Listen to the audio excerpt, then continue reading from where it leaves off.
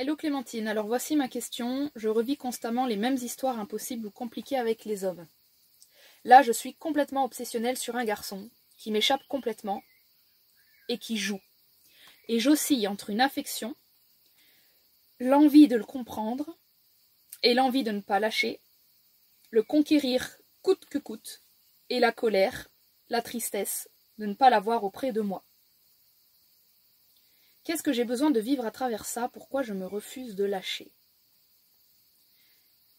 Pourquoi je me refuse de lâcher? Je pense parce que il y a quelque chose à aller comprendre, donc c'est naturel de ne pas lâcher quelque chose qui nous fait grandir.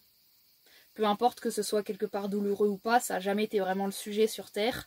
On s'accroche aux choses parce qu'on a besoin de vivre la leçon, de vivre l'expérience. Donc là, on peut déjà se déculpabiliser et se dire « Ok, c'est chouette, t'as l'air de déjà le faire, je vis une expérience. » Bon, pourquoi je vis cette expérience? On va y répondre « Ah, parce que t'as besoin de cette expérience. » Et l'autre question, c'est « Qu'est-ce que je viens y chercher? » Oui, qu'est-ce que j'ai besoin de vivre à travers ça? Alors,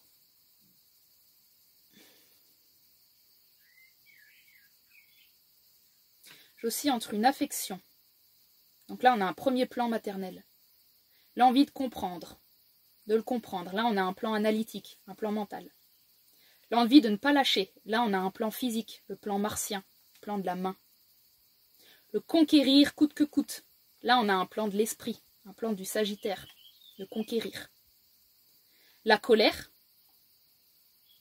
la tristesse de ne pas l'avoir auprès de moi. Et donc là, on est sur le plan émotionnel. Du coup, j'ai l'impression que tu nous emmènes en voyage initiatique avec ce garçon. Je vois quelque chose qui tourne, tu sais, autour d'un point central, comme une galaxie ou comme quelque chose qui tourne autour du point qu'il est en train d'observer. Donc ce qui est sûr, c'est qu'apparemment, pour le moment, tu reçois plus d'expérimentation dans l'observation et dans les hauts et les bas que obtenir la chose. Obtenir la chose, le garçon, n'a pas l'air d'être l'enjeu.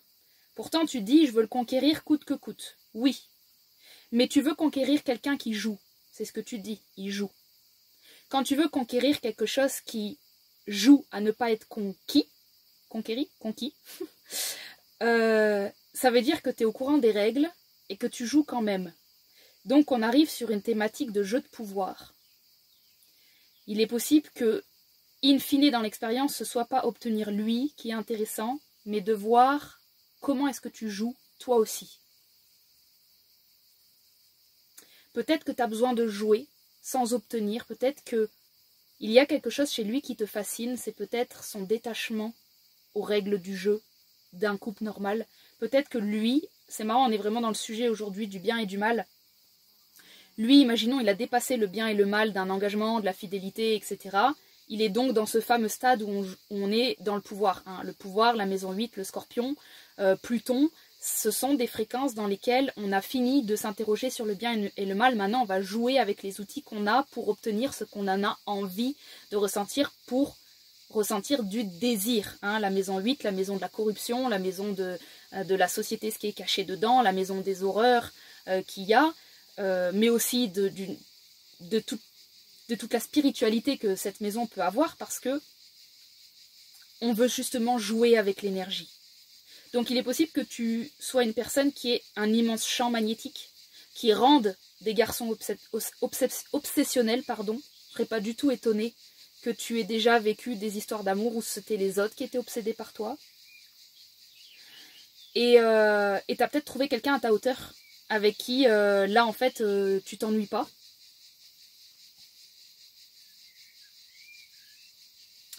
Et donc, je dirais que l'idée, si je devais avoir un conseil, mais pour moi, tout paraît bien. Enfin, tu sais, j'ai pas envie de changer quoi que ce soit, là, dans ton texte. J'ai envie de regarder ça comme un film. Tu sais, j'ai presque envie que tu me montres les épisodes, chapitre 1, chapitre 2, genre, qu'est-ce qui se passe et tout. Tu vois, j'ai plus un côté jeu qui arrive et qui a envie de savoir tout ce qui se passe.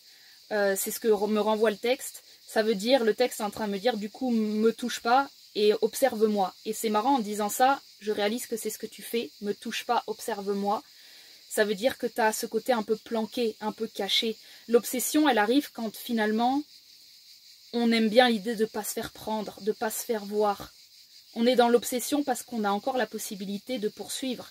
Si le mec, il t'avait mis un stop direct, il t'avait dit « Non mais toi, lâche-moi, c'est mort, jamais, t'aurais été plus que blessé ». Le fait qu'il joue, c'est qu'il se laisse regarder. Il y a un peu du voyeurisme dedans. Comme s'il était nu, tu sais, au milieu d'une rivière et il fait genre, il n'a pas vu qu'on est en train de le mater, mais en fait, il aime bien. Et donc, si lui, il dégage ça, si lui, il dégage cette envie de nudité un peu perverse, mais je cherche un mot qui n'est pas pervers, je cherche un mot qui est un peu, je sais pas, un stade pas pervers, un stade vraiment... je crois que c'est le voyeurisme, mais même j'ai pas envie de mettre des mots qui jouent sur le bien et le mal, tu vois, j'ai vraiment envie de dire une curiosité érotique, quelque chose comme ça.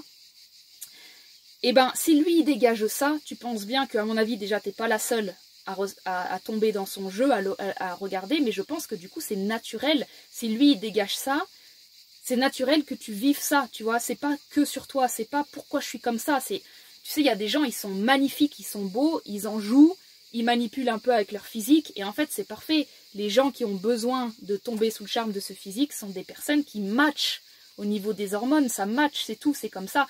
Je pense que le plus important pour toi, c'est peut-être, il y a peut-être une chose que j'amène, c'est oublie pas la dimension du jeu, c'est-à-dire sache d'avance que quand tu l'auras conquis, quand tu seras allé au bout de la conquête, potentiellement il t'intéressera même plus. Là, tu es dans le jeu de la poursuite, tu es dans le jeu de la chasse. Ça m'amène à l'immense magnétisme qui doit t'habiter, à ce pouvoir dans la sexualité, ce fameux Pluton. Là, on est sur un jeu plutonien et on est vraiment avec un guépard et sa proie. C'est pas... C'est... il y a du jeu chez les fauves, ils jouent aussi. Donc, moi, je pense c'est renouer avec cette partie peut-être fauve de toi. Aller regarder un peu cette symbolique. Et ouais, pour pas souffrir en tout cas de tout ça, c'est vraiment se dire que au fond de toi, va peut-être creuser au fond de toi, si il n'était pas inatteignable, tu n'en aurais rien à faire, donc au fond tu ne veux pas que ça change, au fond tu souhaiterais pas qu'il soit atteignable tout de suite, le jeu serait arrêté. Donc profite de ces moments, je trouve que c'est probablement ce moment-là qui te plaît le plus, la chasse dans la séduction. Peut-être que tu te lasses rapidement des hommes avec qui tu es en couple ensuite. Donc profite, si c'est ça ton système, si c'est ça qu'il aime faire, joue. Et puis un jour, quand il en aura marre de jouer parce qu'il se rendra compte que finalement, peut-être il est vraiment amoureux ou je sais pas quoi, quand il en aura marre de faire le tour du monde, du voyage, et ben tu sais, quand on a marre de...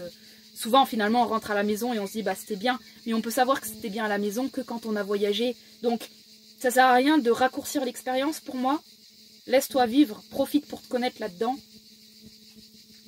Te fais pas mal outre mesure avec cette histoire, dans le sens où n'y crois pas à fond. Et en même temps, il va falloir que tu joues le jeu à fond pour le ressentir. Donc, j'ai l'impression que ça va. Je suis pas inquiète dans le texte, tu vois. J'ai l'impression que tu gères. Merci en tout cas, c'était très drôle comme question. J'ai beaucoup aimé.